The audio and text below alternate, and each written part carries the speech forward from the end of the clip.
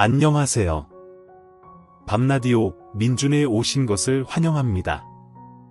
저는 30대 중반의 남자입니다.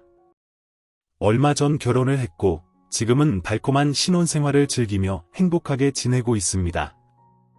사실 어릴 적엔 제 인생의 결혼이란 상상조차 하지 않았죠. 집이 너무 가난해서 미래를 꿈꿀 여유도 없이 하루하루를 바쁘게 살았으니까요. 그런데 어느 날, 많은 날들 중 하나가 제 인생을 완전히 바꿔 놓았답니다. 이제 역전의 명수, 제 인생 극장 이야기를 들어보세요. 학급비를 안 낸 녀석들, 종례 후 교무실로 따라오세요. 김명수, 네, 저요? 아니, 너 반장이잖아. 인사 안 해? 네, 차려. 선생님께 경례, 감사합니다. 명수, 교무실로 따라와. 초등학교 5학년 때까지 반장을 맡아본 저에겐 교무실이 익숙한 곳이었죠.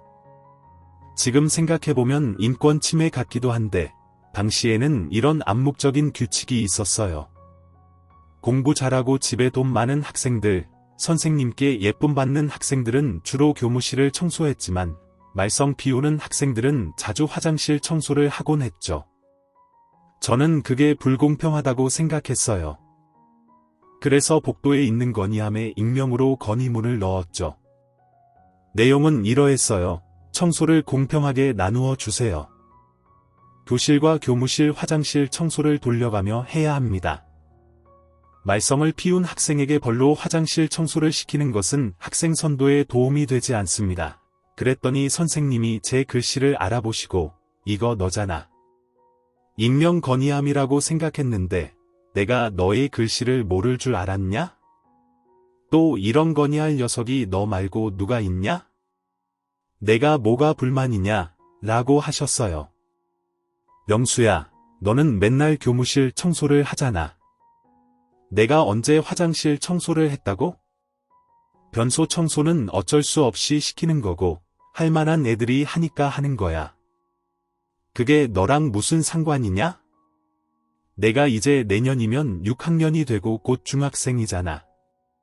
우리 지역 최고 명문 중학교도 갈 거고. 쓸데없는 일에 신경 쓰지 말고 공부에 집중해. 네. 알겠습니다. 그럼 이 일은 없었던 일로 하죠.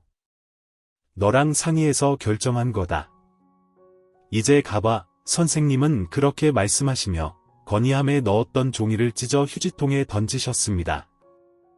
청소를 시키면서 선생님은 늘 이렇게 말씀하셨죠. 너희가 생활하는 곳은 너희가 청소해야 한다. 그 말을 들을 때마다 저는 의문이 들었습니다. 교실 화장실은 우리가 생활하는 곳이 맞지만 왜 교무실 청소를 학생이 해야 하나요? 교무실은 선생님들이 생활하는 곳인데. 그렇게 생각하면서 처음으로 용기를 내어 건의를 했지만 제 첫 용기는 먼지처럼 사라졌습니다. 반골 기질이 있는 건지 저는 공정하지 못한 것을 참지 못했던 아이였습니다. 명수, 학교 다녀왔냐? 강아지 배고프지? 얼른 밥 먹어라. 다녀왔습니다. 할머니, 배고파요. 오냐? 된장찌개 끓였으니까 김치랑 해서 먹어라. 선생님 말씀 잘 들었고 친구들이랑 사이좋게 지냈어요. 네, 엄마 표정이 왜 그래? 그런데 왔다. 무슨 일 있었냐? 할머니께 학교에서 있었던 일을 말씀드렸습니다. 세상은 너무 불공정해요. 불공정? 아따. 지금 내가 초등학교 5학년이잖아. 우리 명수가 자라서 정치인이 될 건가? 철학자가 될 건가? 어째서 그런 말을 하냐? 할머니는 제 이야기를 묵묵히 듣고 계셨습니다. 할머니의 말씀이 제 인생의 큰 지침이 되었습니다. 명수야, 세상은 원래 공정하지 않은 거야. 그게 세상의 이치란다. 그렇다고 불평만 한다고 해서 뭔가 바뀌겠어? 그런 건 아무 의미 없는 일이야. 그런 때일수록 주변을 살펴보고 사람을 봐야 그 불공정한 세상에서 힘겹게 살고 있는 사람들이 있는지 살펴보는 거야. 그 다음엔 그 사람들이 어려움을 덜 수 있도록 돕고 마음을 나누는 거지. 사람을 살리는 건 분노가 아니라 사랑이야. 알겠지? 알겠어요, 할머니. 그래, 이제 밥 먹어라. 찌개가 다 식은 것 같으니 데워줄까? 아니요, 할머니. 그냥 먹을게요. 엄마는 제가 8살 때 일찍 돌아가셨어요. 몸이 약했고 투병을 오래 하셨거든요. 어린 나이였지만 사랑하는 사람을 다시는 못 보는 일이 어떤 건지 확실히 알았어요. 그때부터 아빠와 할머니와 함께 살게 되었습니다. 수년 동안 아픈 엄마의 병원비를 감당하느라 아빠는 쉬지 않고 일을 했어요. 엄마가 돌아가신 후에도 그는 전국을 돌아다니며 건설 현장에서 일하셨죠. 그래서 저는 할머니와 둘이 지내는 날이 많았습니다. 명수야, 중학생 되면 밥은 혼자 차려 먹을 수 있겠지? 할미가 반찬은 다 해놓고 가니까 그냥 꺼내 먹기만 하면 돼. 왜요? 할머니, 어디 가세요? 할미가 일을 구했어. 건물 청소하는 일이야.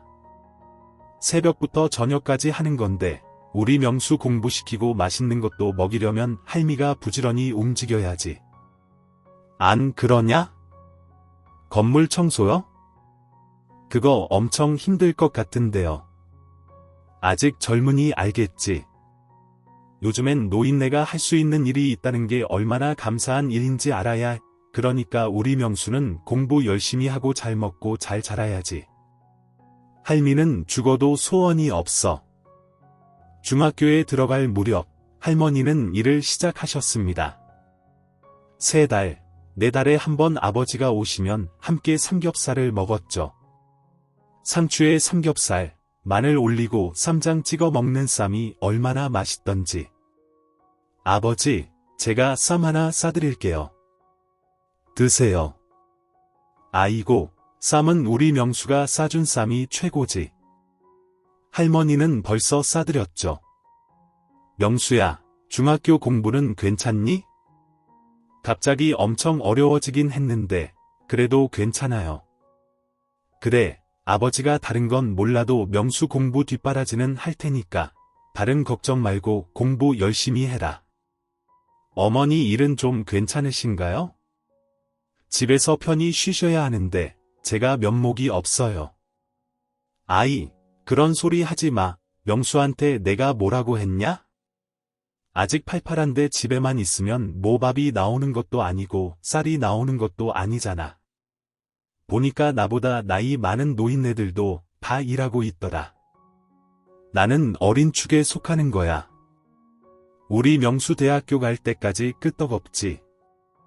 예전엔 우리 셋이 전부였던 시절이었잖아. 그때 우리는 각자의 자리에서 열심히 살았어. 할머니는 할머니의 일을, 아버지는 아버지의 일을, 나는 공부를 열심히 했지. 지역 명문 중고등학교를 차례로 졸업한 뒤 나는 할머니와 아버지가 그토록 고대하던 대학생이 되었어. 서울에 있는 대학교에 입학하게 되었고 집을 떠나야 했지. 아이고, 내 새끼, 다른 건 바라지 않고 잘 먹고 건강이 최고니께 먹는 거 잘 챙겨 먹고 방학 때마다 내려올게요. 할머니, 아버지 걱정하지 마세요.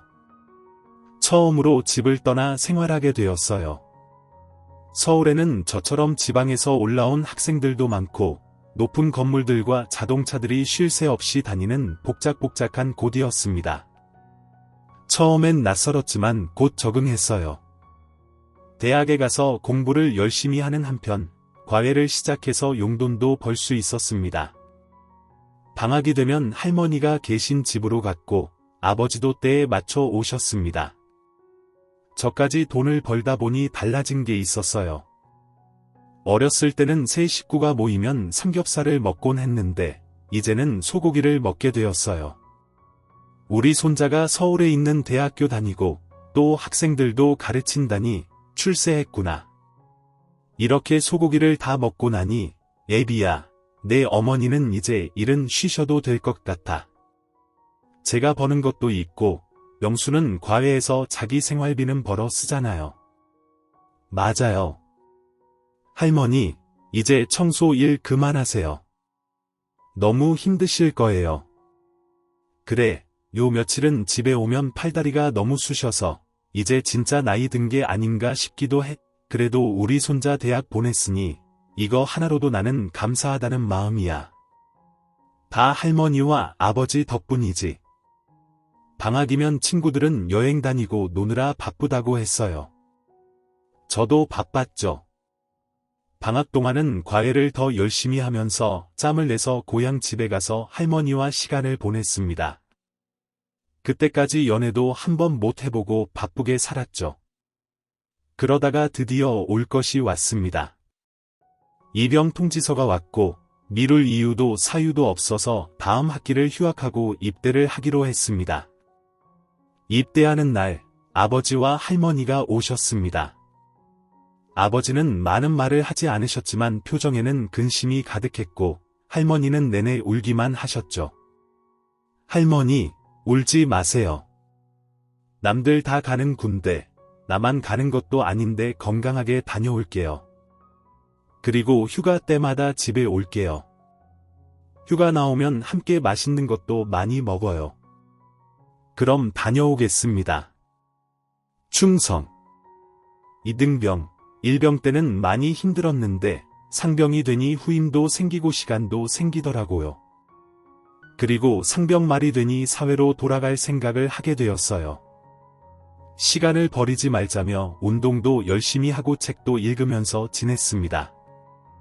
시간이 더디게 흘러가는 것 같았지만 어떻게 시간을 보내는가는 내 선택이니까 부지런히 지내려고 노력했죠. 마지막 휴가, 저녁을 앞두고 기쁜 마음으로 전화를 했는데 할머니가 전화를 받지 않으셨어요. 아버지에게 들은 소식은 너무 충격적이었습니다. 명수야, 병원으로 와라. 할머니께서 돌아가실 것 같다. 사실 군대 입대할 때까지는 건강하셨던 할머니께서 그 1년 전부터 건강이 많이 악화되셨었죠. 휴가 때 병원을 모시고 가는 일이 잦았고 맛있는 거 먹으러 모시고 가도 많이 드시지 못할 때가 많았죠.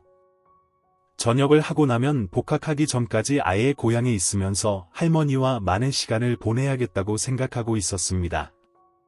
쏟아지는 눈물을 간신히 참으며 말년 휴가를 나오자마자 병원으로 달려갔습니다.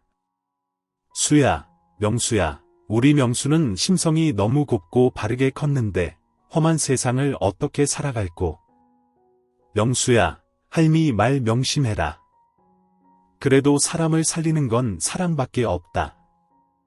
할머니는 그 말을 끝으로 눈을 감으셨습니다. 가난하고 늘 빠듯한 삶이었지만 주변 사람들에 대한 관심과 사랑을 아끼지 않으셨던 할머니. 어렸을 적 일찍 어머니를 잃었던 저에게 할머니는 너무 큰 존재였습니다. 말년 휴가 기간 동안 장례식을 치렀고 영정사진 속 환히 웃고 계신 할머니를 보면 후회가 가득 밀려왔습니다. 맛있는 것도 더 많이 먹이고 좋은 곳도 함께 다녔을걸.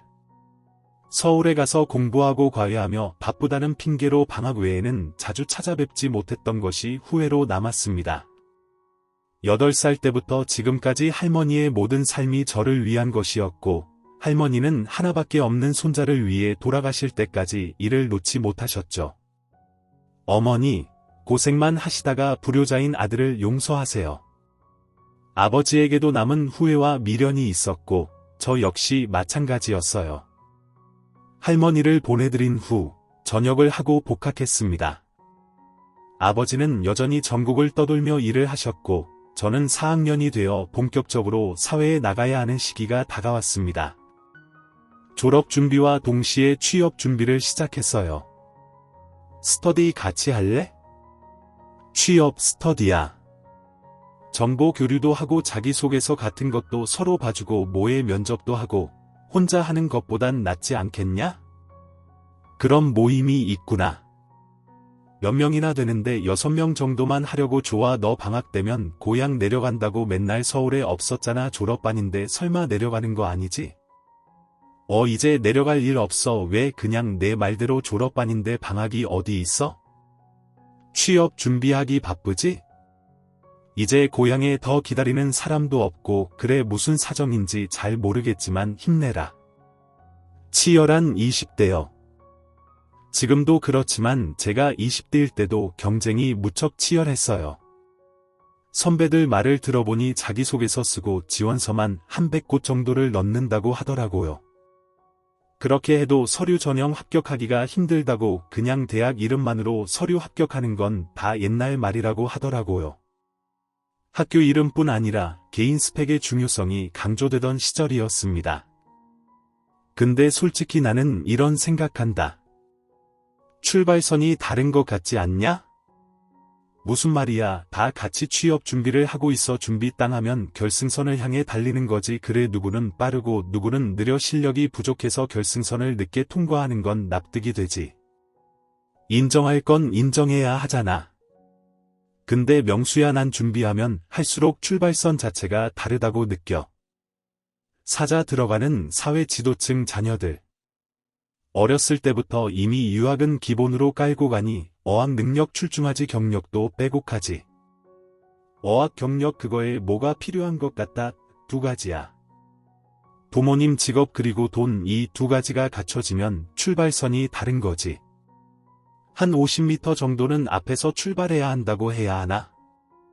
그게 끝일까?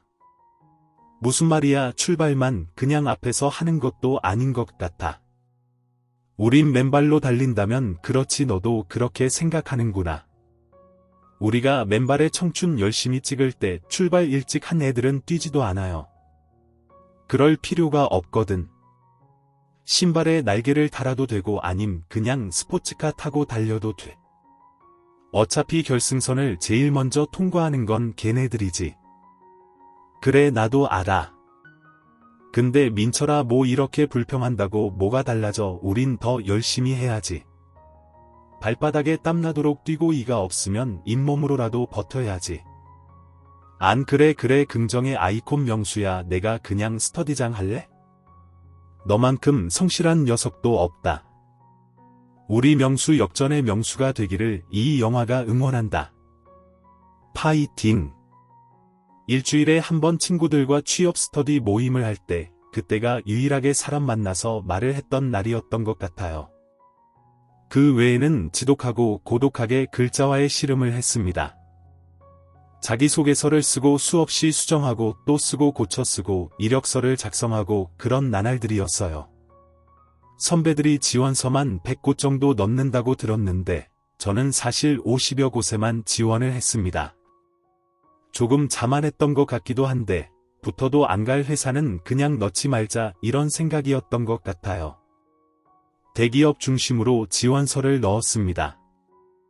명수 정도면 그래도 서류는 다 되지 않을까? 자기소개서 훌륭하더라. 우리 명순이가 그냥 친구라 좋게 보는 거지. 빡세다. 빡세 퇴원한 척했지만 지원했던 회사들에서 1차 서류부터 탈락하다 보니 점점 초조해지더라고요. 스터디 모임 친구 녀석들이 서류 통과를 하고 면접을 본다는 이야기를 들으면서 점점 자신감도 떨어지고 있었어요. 그때 처음으로 만취할 때까지 술도 마시고 목표가 너무 높았던 건가, 눈을 좀 낮춰야 하나, 그런 생각이 들더라고요. 야, 너 아직도 자냐? 거기 오늘 1차 서류 전형 발표 날이잖아. 연락 안 왔어. 전날 잔뜩 취해 뻗었다가 친구의 전화에 눈을 떴습니다. 가고 싶었던 기업 중 한 곳이었는데 이미 서류 탈락을 많이 했던 터라 기대감도 안 들더라고요. 그래도 확인은 해야겠다 싶어 컴퓨터를 켜고 지원 번호를 입력했죠. 그런데 컴퓨터 화면에 뜬 문구의 진짜 숙취가 확 깨는 느낌이었어요. 김명수님은 1차 서류 전형에 합격했습니다. 2차 면접 및 적성 검사는 야 민철아, 나 됐어. 진짜 축하한다. 명수야, 너 될 줄 알아서. 대박. 면접 언제야? 일주일 뒤. 면접 준비 빡세게 해야겠네. 도움 필요하면 이야기해라. 같이 준비하던 친구 녀석에게 알린 뒤 조심스럽게 아버지에게 소식을 전했어요. 아버지는 당시에 지방에 계셨는데 면접일이 언제냐고 물으시더군요. 아버지가 주말에 올라갈게 내 주말에요. 면접 보러 가야 한다며 면접 볼 때 입을 양복 하나는 있어야지 네. 아버지 면접 전 주말 아버지는 지방에서 올라오셨고 저에게 백화점에 가자고 하시더군요. 아버지 백화점은 너무 비싸요. 그냥 아웃렛 이런 곳 가도 돼요. 두고두고 입을 건데 좋은 거 하나 사서 오래 입는 게 아끼는 거다. 그래도 너무 비싼데 할머니께서 예전부터 모아두셨다. 너 나중에 취업할 때 양복해 입으라고 모아두신 돈이 있어. 아버지도 조금 보태고 그날 처음 아버지와 함께 신촌의 백화점을 갔어요. 학교가 근처여서 백화점을 자주 보기는 했지만 뭘 사러 들어간 것은 처음이었죠. 남성복 코너로 가서 여러 옷을 입어보았습니다. 아버지께서 제 몸에 딱 맞는 단정하고 깔끔한 옷, 짙은 남색 양복과 와이셔츠, 넥타이까지 사주셨습니다. 아버지 저 아직 넥타이 매는 법을 잘 몰라요. 자 여기 서봐라. 할머니가 계셨다면 얼마나 좋아하셨을까? 최종 합격도 아닌데요. 잘할 거다. 너무 부담 갖지 말고 평소 하던 대로 잘하고 와라. 양복 입은 걸 보니 요 녀석 진짜 어른이 다 된 것 같다. 거울 앞에서 아버지가 손수 넥타이를 매주고 방법도 가르쳐 주셨지요. 그날은 오래도록 잊지 못할 것 같습니다. 그렇게 주말을 보내고 월요일이 면접 날이었어요. 전날 반듯하게 다려놓은 셔츠를 입고 양복 넥타이까지 하고 집을 나섰습니다. 아침에 일어날 때부터 날이 흐린 게 날씨가 좀 심상치 않은 것 같더라고요. 비가 올 것 같은 느낌에 장우산을 챙겨 일찍 나섰습니다. 지하철 안에서도 면접 연습을 하며 준비했던 말을 계속 되뇌고 있었어요. 그리고 회사가 있는 역에 도착을 해서 내렸습니다. 계단을 올라가는데 빗소리가 시원하게 들리더라고요. 엄청 쏟아지네. 다행스럽게 회사와 역은 그리 멀지 않았습니다. 조심조심 걸으면 비도 많이 안 맞을 것 같았어요. 우산을 쓰고 지하철역을 벗어나 걸어가고 있을 때였습니다. 역 근처에서 한 할머니가 비를 맞으며 폐지를 가득 실은 수레를 끌고 있는 게 보였어요. 비가 너무 많이 내렸고 할머니는 빗물인지 눈물인지 땀인지 알 수 없는 물로 흠뻑 젖은 상태였어요. 시간을 확인했습니다. 일찍 출발한 덕분에 면접 시간까지는 아직 여유가 있었지요. 저는 할머니에게 다가가 우산을 씌워드렸어요. 할머니 어디까지 가세요? 뭐라고? 비가 너무 많이 오는데 우산 없으세요? 어디까지 가세요? 우산 없어. 저 골목까지 가야 하는데 비가 이렇게 쏟아지네. 아이고 폐지가 다 젖어서 어쩌나? 제가 옮겨드릴게요. 우산만 잡아주시겠어요? 할머니가 옆에서 우산을 씌워주고 저는 수레를 끌었습니다. 우산을 썼지만 워낙 세차게 내리는 비라 금방 옷이 젖었지요. 골목에 들어설 무렵 덜컹하는 소리가 들렸어요. 골목 안 움푹 파인 곳에 그만 수레에 바퀴가 걸렸어요. 힘을 주어 수레를 끌어도 꼼짝도 하지 않더라고요. 끙끙대다가 수레 뒤로 가서 바퀴를 들어 올렸습니다. 아이고 총각 피 다 맞아서 어떡해? 역차들였다. 할머니 빠졌어요. 제가 다시 끌어볼게요. 그때는 서둘러 걸린 바퀴를 꺼내 수레를 옮겨야겠다는 생각밖에 없었던 것 같아요. 수레를 열심히 끌어 분리수거장까지 도착했어요. 할머니에게 수레를 넘겨드리자 할머니가 한동안 지그시 저를 바라보았죠. 이 비를 다 맞아서 이걸 어쩐데 어디 중요한 일 보러 가는 거 아니었나? 총각 그때 정신이 퍼뜩 들어 시간을 확인했어요. 다행스럽게도 면접 시간까지는 아직 여유가 있었습니다. 요 앞에 회사에 면접 보러 가는 길이었어요. 늦지는 않아서 이제 가면 될 것 같아요. 땡땡 기업에 가는 길인가? 내 맨날 지나다니는 길이라 잘 알지 네. 서류 통과해서 오늘 면접을 보게 되었어요. 그칠 것 같지 않은 비인데 이 우산 받으세요.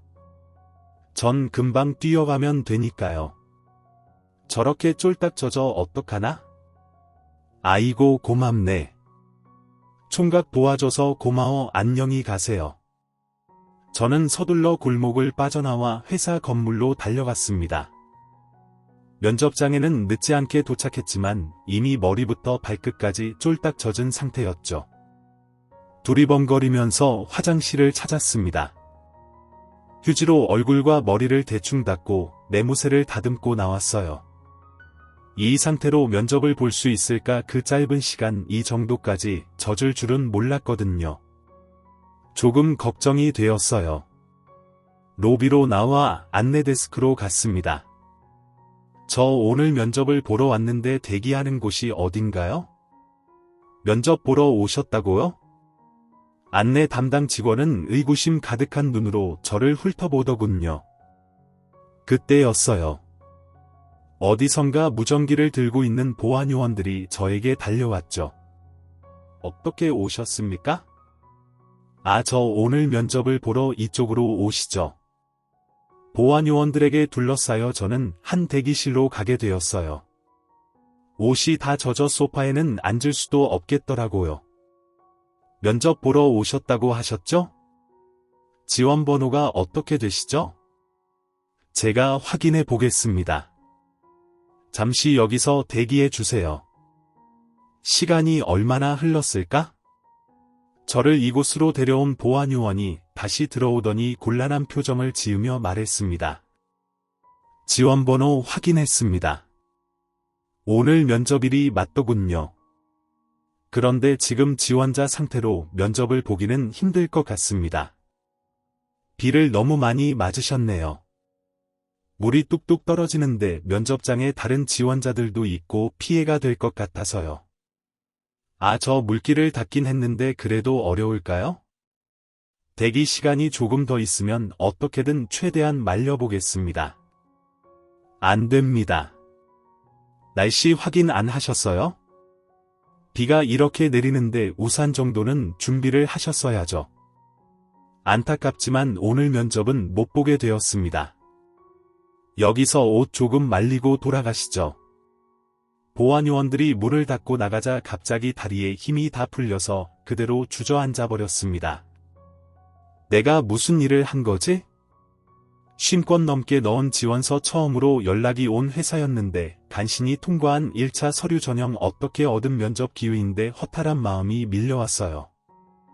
대기실에는 아무도 없었고 그냥 그 자리를 나와야 했습니다. 회사 밖으로 나오자 비가 그쳤더라고요.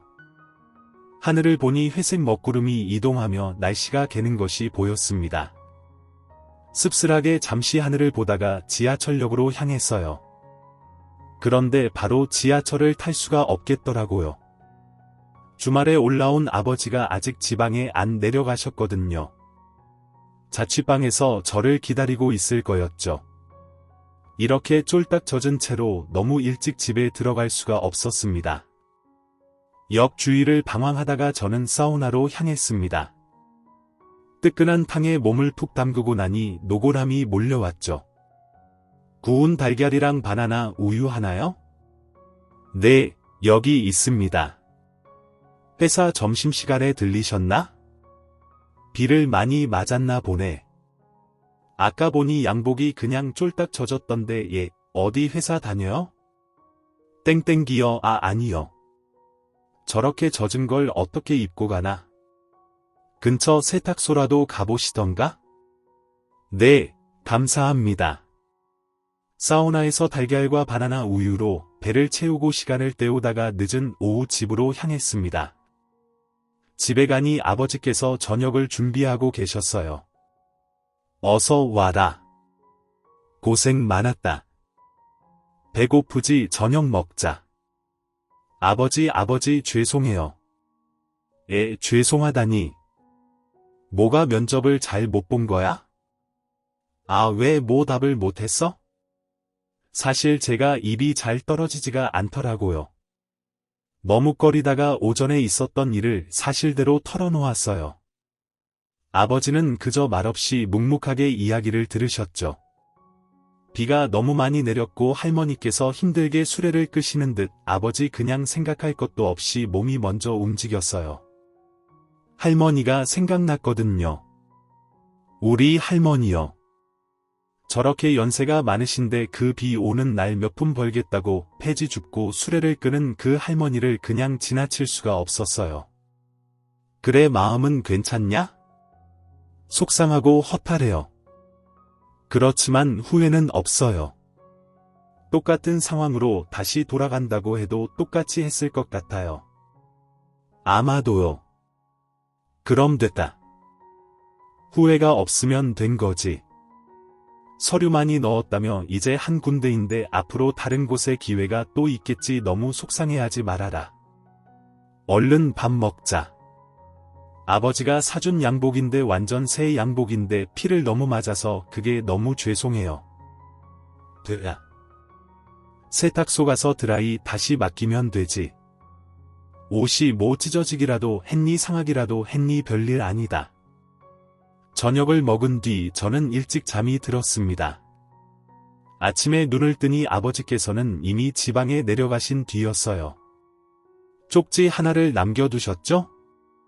골목 우리 세탁소에 양복 맡겨뒀었다. 3일 뒤에 찾으라고 하더라.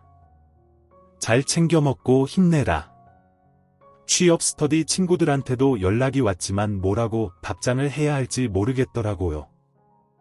야 면접 후기 좀 나눠줘. 질문 모여서 뭐라고 답해서 그냥 뭐 평범해서 장단점 소개해봐라. 우리 회사에 왜 지원했냐 그런 거 그냥 준비한 답변했고. 그래 와 너 여기 되면 좋겠다. 가고 싶은 곳이었잖아. 발표가 언제지? 왠지 느낌이 좋은데 너 되면 취업 턱 쏘는 거 잊지 마라. 알겠어 고생해라. 그렇게 첫 면접 기회를 날리고 근 3일 동안은 폐인처럼 지냈습니다. 그 3일이 왜 이렇게 길던지 뭘 더 할 생각이 안 들더라고요. 하지만 계속 이렇게 지낼 수는 없는 거였어요. 다시 다른 회사에 지원서를 넣고 또 이미 넣었던 곳 1차 합격 결과를 살펴보고 있을 때였죠. 그때 먼저 넣었던 회사 1차 합격했다는 연락을 받았습니다. 면접은 일주일 뒤. 친구들한테는 솔직히 말하지 못했지만 일주일 뒤 보게 될 면접이 첫 면접인 것이었습니다. 제일 가고 싶은 곳은 아니었지만 일단 면접을 잘 보는 게 중요하다고 생각했어요. 그때 모르는 번호로 전화가 오더라고요. 원래 모르는 번호는 잘 받지 않았지만 취업이 절실할 그즈음엔 뭐라도 놓칠까 싶어 전화를 열심히 받았었죠. 여보세요 김병수 씨, 네 맞는데요. 누구시죠? 자네가 김복동 할머니에게 우산을 드리는 친구인가? 네, 김복동 할머니요. 김복동 할머니가 누구신데요? 며칠 전 비 오는 날 땡땡 기업 앞에서 할머니에게 우산을 준 친구가 자네 맞나? 아, 네 맞습니다. 왜 그러시죠? 누구세요? 나는 땡땡 기업 회장일세. 네, 회장이라고요. 자네 집이 어딘가 이력서에 적은 주소에 사는 거 맞나? 지금 그쪽으로 차를 보낼 테니 그 차 타고 회사로 오게나. 무슨 말씀이신지 전 정말 누가 장난을 치거나 아니 무슨 사기를 당하는 줄 알았어요. 그런데 40분 뒤 정말 저희 집 앞에 검은색 승용차가 서 있는 거예요. 어안이 벙벙해서 창밖을 보고 있는데 검은 양복을 입은 사람이 내려 초인종을 누르며 저를 쳤더라고요. 낡은 다세대 주택에 새 들어 살고 있었는데 그 건물의 김명수는 저 하나였죠. 허겁지겁 대충 옷을 입고 나갔더니 운전기사분이 저에게 깍듯하게 인사를 하더군요. 회사로 가시죠 회장님. 이 사장님께서 기다리고 계십니다. 회장님 이 사장님이요.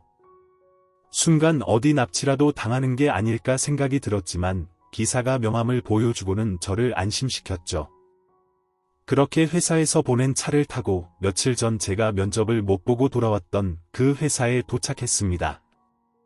주차장에 차를 세우고 나니 그날 저에게 그냥 돌아가라고 했던 그 보안 요원이 다가와서 말했어요. 저랑 함께 가시죠. 제가 안 나가겠습니다. 엘리베이터 안에 깔린 카페트이며 어찌나 고급스러운지 그것도 일반 사원들이 타는 엘리베이터도 아닌 것 같았습니다. 한참을 올라간 저는 복도 끝에 있는 방에 들어갔습니다. 들어가서 소파 상석에 앉아있는 할머니 책상에 있는 명패를 본 순간 저는 입이 쩍 벌어졌습니다. 김복동 이사장. 정말이구나. 얼어붙어 서 있는 저에게 회장님과 이사장님이 미소를 지으며 다가오더군요. 나 많이 놀랐지요. 이게 무슨 일인지 제가 면접을 보던 날 비가 세차게 쏟아지던 그날, 비를 쫄딱 맞으며 폐지를 줍던 할머니는 그 기업이 운영하는 재단 이사장으로 계신 분이었어요. 회장님의 어머니이자 노모이시기도 했죠. 놀라게 해서 미안하네. 커피차 없던 걸로 하겠나? 커피로 하겠습니다. 이 비서 여기 커피 한 잔 주게. 네. 회장님 아주 고전적인 방법이지만 이번 신입사원 채용을 앞두고 고민을 많이 했네. 진짜 인재는 누구일까? 어떻게 하면 인재를 알아볼까? 인재가 갖춰야 할 자질 중 가장 중요한 게 뭘까? 그런 고민을 했지. 요즘 세상이 참 빠르게 변하지. 우리 때는 한 회사에 뼈를 묻는다는 말이 흔했고 실제로 입사를 하면 퇴사할 때까지 우직하게 자리를 지켰지. 요즘은 성과급이다 뭐다 해서 경쟁을 부추기고 좋은 기회가 있으면 얼마든지 다니던 회사. 그만두고 이직을 하는 게 참 흔한 세상이지. 그게 나쁘다는 건 아니야. 좋은 기회를 쫓아가는 건 그 사람의 권리이기도 하니까. 지난 몇 년간 채용을 하면서 느낀 게 많았네. 이력서 자기소개서 이런 게 어디 한 공장에서 찍어내는 것처럼 다 똑같고 비슷비슷한 내용이라는 거야. 이력서 자기소개서야 직접 쓴 건지도 모르겠고 면접에서도 옥석을 가려내는 게 쉽지도 않았다네. 면접 때 하는 말도 비슷하지. 기회를 주신다면 뽑아주신다면 열심히 하겠다. 뭐 이런 말들 아니겠냐. 그 말을 믿고 뽑았지만 열심히 가르치고 또 적응하고 역량을 발휘할 때가 되었다 싶으면 그만둔다고 하는 경우가 많았어. 너무 치열한 경쟁에서 살아남기 위해 팀을 위해 헌신하기보다는 독단적으로 성과에만 매달리는 사람도 많이 보았다네. 비밀도 중요한데 중국에서 접근을 하면 그만두고 넘어가는 경우도 많더군. 수없이 논의를 하고 고민을 한 결과 나름의 답을 얻었지. 초심으로 돌아가자. 내가 회사를 처음 세웠을 때 그 마음으로 돌아가자는 것이었네. 가장 중요한 것은 인성이라고 생각하네. 우리는 그 인성을 면접 때 어떻게 알아볼 것인가가 관건이었지. 면접 연습이야. 취준생이라면 수도 없이 할 것 아닌가. 그 면접 때 태도를 보고 뽑았지만 실망한 경우도 허다했고, 그래서 이번 채용 때는 다른 방법을 시도해보자는 결론에 다다랐고, 그 아이디어를 낸 게 바로 나였다네. 믿기지 않지만 실제 저에게 일어난 일입니다. 그러니까 인성이 바른 인재를 알아보기 위해 모든 것을 계획한 것이었죠. 신입사원 면접 보는 날 김복동 할머니, 그러니까 이 사장님께서 직접 폐지를 줍는 노인으로 분의 수레를 끌고 거리에 나온 것이었습니다. 물론 그렇게 비가 세차게 내리는 건 계획에 없었다고 해요. 그저 회사 쪽으로 오는 양복을 갖춰 입고 긴장된 표정으로 다가오는 청년들에게 김복동 할머니께서 잠깐 도와줄 수 있느냐 도움을 요청하려는 계획이었죠. 실제 분교에도 시험 삼아 그 방법을 해봤다고 합니다. 열이면 열 폐지 줍는 노인에게는 눈길도 주지 않은 채 바쁘다며 돌아섰다네. 그리고 나는 모든 것을 지켜보았지. 회사로 들어가 면접을 준비하는 사람들 말이야. 그런데 자네는 정말 특별했어. 하필 그날 비가 쏟아지고 날씨가 너무 좋지 않아. 이건 무리다 생각해서 그만두려고 했지. 근데 그때 자네가 나타난 거야. 내가 먼저 도움을 요청하지도 않았는데 자네는 선뜻 다가와 우산을 씌워주었네. 우산만 씌워준 것도 아니었지요. 수레를 끌어주고 수레가 도랑에 빠지자 그 비를 다 맞아가며 수레를 빼내어 옮겨주었지. 우리가 기다리던 사람이었어. 바로 자네 같은 사람이라네. 어떤 생각으로 어떻게 그런 행동을 했는지가 너무 궁금한데 말이야. 괜찮다면 이야기해 줄 수 있겠나? 네, 그런데 기대하신 것에 못 미칠 것 같습니다. 특별히 많은 생각을 하고 행동을 한 게 아니었으니까요. 그저 그냥 그렇게 지나칠 수가 없었습니다. 물론 그날 면접을 못 보게 되었고 돌아가라는 이야기를 들었을 때 속상하고 허탈했던 것은 사실입니다. 왜냐하면 많은 회사에 지원서를 넣었는데 1차 서류 통과를 하고 면접을 보게 된 게 처음이었거든요. 무엇보다 아버지께서 양복을 사주셨기에 면접도 못 보고 새 양복의 비를 쫄딱 맞아 간 것이 죄송했어요. 하지만 아버지께도 말씀드렸습니다. 아마 다시 돌아가도 저는 똑같이 행동했을 거라고 할머니를 도운 것에 대한 후회는 없다고요. 그럴 수가. 제 이야기를 조금 더 드리자면 사실 저는 할머니 손에 자랐습니다. 어릴 적 어머니가 일찍 세상을 떠나셨고 8살 때부터 성인이 되기까지 쭉 할머니 손에서 자랐어요. 그래 그럼 수고하게 회사 일도 열심히, 재단에서 하는 봉사활동도 열심히 저는 저에게 주어진 기회에 감사하며 늘 최선을 다해 업무와 봉사에 임했습니다. 몇 년이 지나 저는 승진을 했어요. 팀을 더 잘 이끌고 직원들의 역량 향상을 위해 그동안 고민해왔던 것들을 하나하나 실천했습니다. 가장 먼저 생각한 것은 실패를 인정하는 문화 정착이었습니다. 회의 때 왜 다들 의견 말하기를 주저할까 생각해보면 우리나라 사람 특성상 잘 나서지 않는 것, 중간만 하자 같은 분위기도 한몫했지만 그보다는 어떤 결과가 나왔을 때 책임을 져야 한다는 부담이 큰 것 같았거든요. 누구나 실패를 할 수 있다고 생각해요. 그 실패를 디딤돌 삼아 교훈을 얻어 다시 앞으로 나아가는 것이 중요하다고 생각합니다.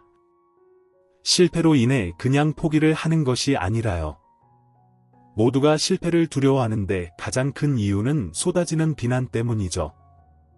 다시 나아가는 데에 있어 필요한 것은 비난이 아닌 격려라고 생각했습니다. 이를 하나하나 실천했고 팀 분위기가 달라지는 것을 보는 것이 무척 보람되게 느껴졌습니다. 올해 기업 인재상은 개발 1팀의 김명수 주임 축하합니다. 회사에서 사원으로 시작해 주임으로 승진한 지 1년 전은 기업의 인재상을 받게 되었습니다. 직무평가와 더불어 재단 봉사활동을 꾸준히 한 것에 대한 인정이었어요. 인재상을 받은 날 아버지께서 처음 맞춰주셨던 양복을 입고 단상에 올랐지요. 그리고 그 주 주말 아버지와 함께 오랜만에 할머니의 산소를 찾아갔습니다. 그새 자란 풀을 다듬고 할머니께서 좋아하시던 소고기 육전을 올렸어요. 어머니 편안히 쉬고 계시죠? 우리 명수가 왔어요. 할머니 저 원하던 회사에 합격했어요. 회사 생활도 잘하고 있고요. 어머니께서 보셨으면 참 좋아하셨을 건데 명수야 정말 자랑스럽다. 할머니께서도 그렇게 생각하실 거야. 다 할머니 아버지 덕분이에요. 할머니 보고 싶어요. 돌아가신 저희 할머니 그리고 평생을 쉼없이 일하셨고 지금도 일하고 계신 아버지께서 물려주신 유산 저는 정말 귀한 유산을 물려받았다고 생각합니다. 남들이 받는 그런 물질적인 것은 아니지요. 하지만 두 분은 그 무엇과도 바꿀 수 없는 귀한 가치 가르침을 제게 주셨어요. 사람을 살리는 것은 사랑이다. 어렸을 때부터 할머니께서 하시던 이 말씀을 평생 가슴에 새기며 살았습니다. 앞으로도 그렇게 살아갈 것이고요. 회사에서 꾸준히 일하며 시간이 흘러갔습니다. 아버지는 전국으로 일을 다니셨고 할머니는 연로하신 가운데 제 학비 뒷바라지를 하기 위해 일을 쉬지 않으셨어요. 그 쏟아지는 비 속에서 김복동 할머니, 아니 이 사장님을 뵈었을 때 할머니 생각이 많이 났습니다. 그런 사연이 할머님은 안녕하시고 그게 몇 년 전 돌아가셨습니다. 군대 전역이 코앞이었는데 전역 전 마지막 휴가 기간에 돌아가셔서 고생을 많이 하셨지만 자네같이 인품이 훌륭한 손주를 두셨으니 그리 키워내셨으니 편히 쉬고 계실 거라고 믿네. 감사합니다. 저희 할머니께서 늘 하시던 말씀이 있었어요. 그리고 유언이기도 했죠. 그게 뭔가 분노가 세상을 바꾸지 않는다. 세상을 바꾸고 사람을 살리는 것은 사랑이라고요. 두 분은 지그시 눈을 감으며 한동안 생각에 잠기신 듯 했습니다. 그 만남 이후 저는 그 회사의 특별 채용이 되었습니다. 테스트를 통과한 게 크지만 그 외에 이력서나 자기소개서도 훌륭하다네. 진심을 꾹꾹 눌러 담은 소개서였어. 앞으로 잘 부탁하네. 저는 제 전공을 살린 직무에 배치되었어요. 회사 생활이라 처음 몇 개월은 바짝 긴장을 한 채로 다녔던 것 같습니다. 실수를 하지 않기 위해 나 혼자 개인이 아닌 팀이 성과를 내기 위해서는 어떻게 해야 할까 신입이었지만 그런 부분에 대한 고민이 많았습니다. 팀장님께서는 1대1 멘토링과 1대1 면담도 제안을 드렸어요. 회의 때 눈치를 보느라 의견을 말하지 못하는 사람들이 많았는데 분위기를 유연하게 하는 것이 중요했지요. 팀 분위기가 좋아지자 자연스레 성과도 따라왔습니다. 기업에 취직을 했지만 김복동 이사장님과의 인연은 계속되었어요. 이사장님은 기업에서 운영하는 재단 이사장으로 계셨는데 그 재단에서는 노인 돌봄, 저소득층 아이들 후원, 연탄 나르기 봉사 같은 활동을 꾸준히 하고 있었거든요. 기회가 있을 때마다 저는 재단에서 진행하는 봉사활동에 꾸준히 참여했습니다. 특히 노인 돌봄 봉사에서 연로하신 어르신들 뵐 기회가 많았는데 짧은 시간이지만 식사를 챙겨드리고 대화를 나누고 하는 것이 저에게는 소중했습니다. 돌아가신 저희 할머니 생각이 많이 났거든요. 김명수 사원 겨울 오기 전 연탄 나르기 봉사도 참여할 건가? 그러며 이사장님 무거운 짐 나르기도 제 특기 중에 하나입니다. 지원자가 많이 없을까 봐 걱정이네. 보람 있는 일이잖아요. 뜻이 있고 마음이 있는 사람들은 많이 참여할 겁니다. 그리고 30대 초반에 아내를 만나 결혼을 했습니다. 제 아내는 같은 회사 사람이에요. 팀은 달랐지만 재단에서 진행하는 봉사활동에서 알게 되었지요. 저만큼이나 재단 봉사활동에 열심인 사람이었습니다. 몇 년 연애를 한 끝에 결혼을 했습니다. 그리고 이제 내년에 저는 아버지가 됩니다. 아내의 임신 소식을 처음 들었을 때 눈물이 흘렀어요. 머릿속에 가장 먼저 떠오른 것은 저희 할머니였습니다.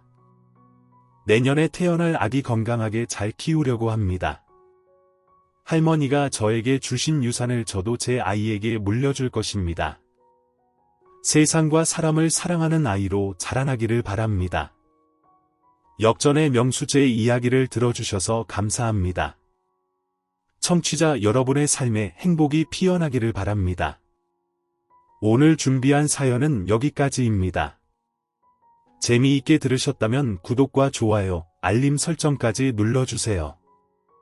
그럼 저는 다음 사연으로 찾아뵐게요. 오늘도 건강하고 행복하세요.